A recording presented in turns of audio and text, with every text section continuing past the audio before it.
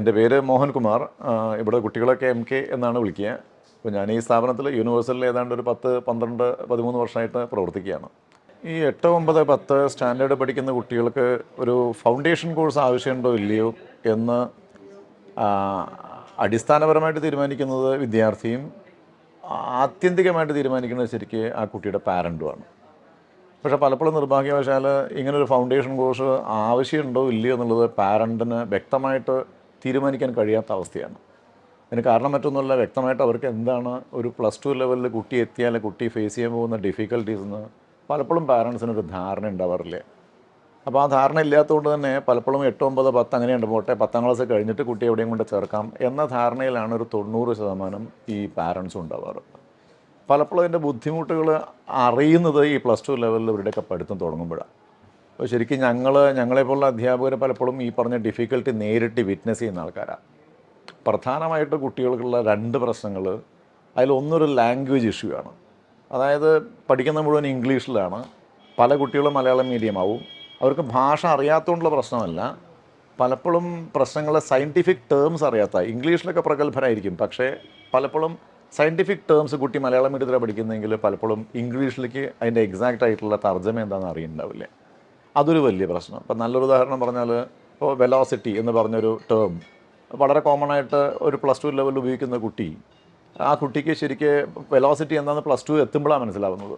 10ാം class സമയത്തൊക്കെ ശരിക്കും കുട്ടി പ്രവേഗം എന്നുള്ള വാക്ക്, ത്വരണം, അതുപോലെ സർക്കിളിൻ്റെ കാര്യം പറയുമ്പോൾ റേഡിയസിന് ആരം, ഇങ്ങനെ പല പ്രശ്നങ്ങളുണ്ട് ചെറിയ കാര്യങ്ങളൊക്കെ കേൾക്കുമ്പോൾ. പക്ഷേ ഒരു 10th കഴിഞ്ഞ് വന്ന് +2ലേക്ക് വരുന്ന കുട്ടിക്ക് ഇതൊക്കെ വലിയ പ്രശ്നങ്ങളാണ്. കുട്ടിക്ക് റേഡിയസ് എന്ന് പറഞ്ഞാൽ ആദ്യം മനസ്സിലാവില്ല. എന്നാൽ റേഡിയസ് എന്ന് പറഞ്ഞാൽ മനസ്സിലാവുന്ന കുറേ കുട്ടികൾ ക്ലാസ്സിലുണ്ടാവും. അപ്പോൾ ആ മനസ്സിലാകുന്നവൻ്റെ പുറകിലായി പോകും ഇവൻ. ഫൗണ്ടേഷൻ്റെ ഒക്കെ പ്രസക്തി അവിടെയാണ് വരുന്നത്. രണ്ടാമത്തെ പ്രശ്നം മാത്തമാറ്റിക്സ് ആണ്. പലപ്പോഴും ഫിസിക്സ് പോലത്തെ സബ്ജക്റ്റുകൾക്ക് മാത്തമാറ്റിക്കൽ ബാക്ക്ഗ്രൗണ്ട് അത്യാവശ്യമാണ്. മാത്തമാറ്റിക്സ് ഇല്ലാതെ ഫിസിക്സ് ഒന്നും ചെയ്യാൻ കഴിയില്ല. പിന്നെ നമ്മൾ പലപ്പോഴും ചെയ്യാറ്, കുട്ടി 10ാം ക്ലാസ് നിങ്ങോട്ട് വന്ന് ആ കുട്ടിയുടെ ബേസിക് ലെവലിൽ നിങ്ങോട്ട് തുടങ്ങി പതുക്കെ പൊന്തിച്ച് കൊണ്ടുപോകും പലപ്പോഴും.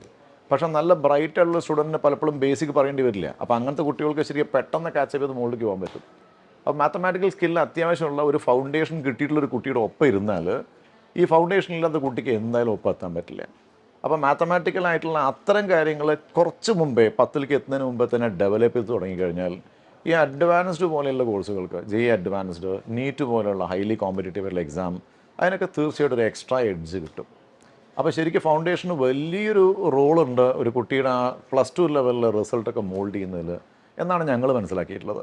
ഞങ്ങൾ പലപ്പോഴും ക്ലാസ്സിൽ ഫൗണ്ടേഷൻ കഴിഞ്ഞ കുട്ടികളെയും അല്ലാത്ത കുട്ടികളെയും കമ്പയർ ചെയ്യുമ്പോൾ വലിയ വ്യത്യാസങ്ങൾ ഉണ്ടാവാറുണ്ട്. പലപ്പോഴും ഫൗണ്ടേഷൻ പോലത്തെ ഒരു കോഴ്സ് കിട്ടാത്തൊരു കുട്ടി വളരെ പുറകിലായിട്ടാണ് കാണാറ്. അവർ പിന്നീട് ഡെവലപ്പ് ആയിരിക്കും, പക്ഷേ സമയം ഒരുപാട് എടുക്കുന്നു. ഈ പറഞ്ഞ ഒരു നോർമലായിട്ടുള്ളൊരു കുട്ടി, ഫൗണ്ടേഷൻ ഇല്ലാത്തൊരു കുട്ടി ശരിക്ക് ഫൗണ്ടേഷനുള്ള കുട്ടിയുടെ ലെവലിലേക്ക് വരണമെങ്കിൽ 5-6 മാസം കഴിയും. എന്നാൽ തന്നെ ഒപ്പം എത്താൻ പറ്റില്ല. ആ 5-6 മാസം കൊണ്ട് മറ്റേ കുട്ടി എത്രയോ മുകളിലേക്ക് എത്തിയിട്ടുണ്ടാവും.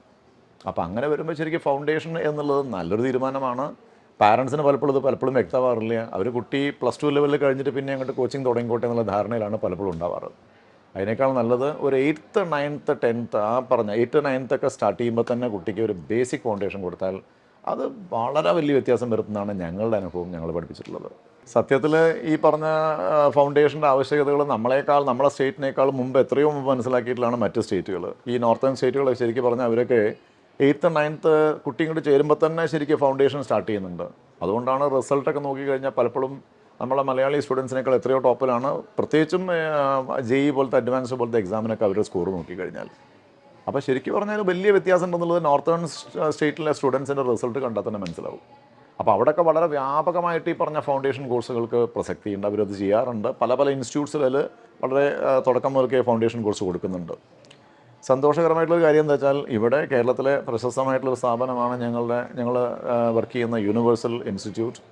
അവിടെ ഇതേപോലെ ഒരു ഫൗണ്ടേഷൻ കോഴ്സ് ഞങ്ങൾ കുറച്ച് മുമ്പേ സ്റ്റാർട്ട് ചെയ്തു. പക്ഷേ സീരിയസ് ആയിട്ട് ഈ വർഷമാണ് ഞങ്ങൾ ഈ ഫൗണ്ടേഷൻ കോഴ്സിന് ഒരു സ്ഥാനം കൊടുക്കാൻ തീരുമാനിച്ചിട്ടുള്ളത്. ഈ മേഖലയിൽ ശരിക്കും വളരെ പ്രഗത്ഭരായിട്ടുള്ളൊരു ടീമാണ് XandY Learning എന്ന് പറഞ്ഞിട്ടുള്ള ഒരു കൂട്ടർ. അവർ ശരിക്കും ഈ മേഖലയിൽ, അതായത് ഫൗണ്ടേഷൻ കോഴ്സ് കൊടുക്കുന്നതിൽ അവർ കുറച്ച് നല്ല എക്സ്പീരിയൻസ് ഉള്ള ടീമാണ്. ഞങ്ങൾ ശരിക്കും +2 ലെവൽ കഴിഞ്ഞാൽ ഉള്ള കോച്ചിങ്ങിലാണ് ഞങ്ങളുടെ ഒരു എക്സ്പീരിയൻസ് ഉള്ളത്.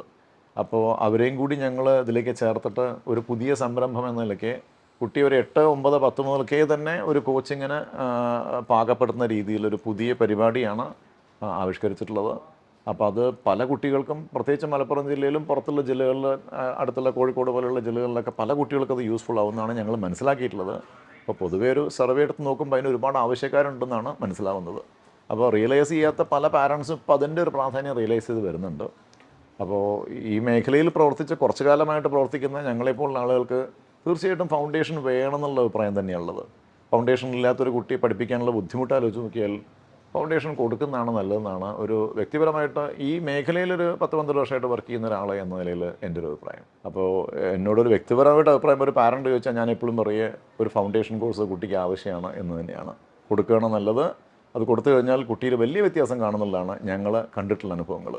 കാര്യമായിട്ട് പലപ്പോഴും ഞങ്ങൾക്ക് പല അതർ ഡിസ്ട്രിക്റ്റിൽ നിന്ന് വരുന്ന കുട്ടികളെയാണ് ഈ പറഞ്ഞ പോലെ ഫൗണ്ടേഷൻ കോഴ്സിന് അറ്റൻഡ് ചെയ്ത കുട്ടികളായിട്ട് കണ്ടിട്ടുള്ളത്. അപ്പോൾ അവരിലൊക്കെ നല്ല വ്യത്യാസം ഞങ്ങൾക്ക് കാണാൻ പറ്റിയിട്ടുണ്ട്. അതുകൊണ്ട് നമ്മുടെ ജില്ലയിലും ഈ പറഞ്ഞ പുറത്തുള്ള അടുത്തുള്ള ആളുകളിലും അടുത്ത ജില്ലകളിലൊക്കെ ആളുകൾക്ക് ഈ ഒരു അവയർനെസ് വരട്ടെ എന്നുള്ളതാണ് നമ്മൾ ആഗ്രഹിക്കുന്നത്. എന്തുകൊണ്ട് നല്ലതാണ് എന്നാണ് എൻ്റെ വ്യക്തിപരമായിട്ടുള്ള അഭിപ്രായം.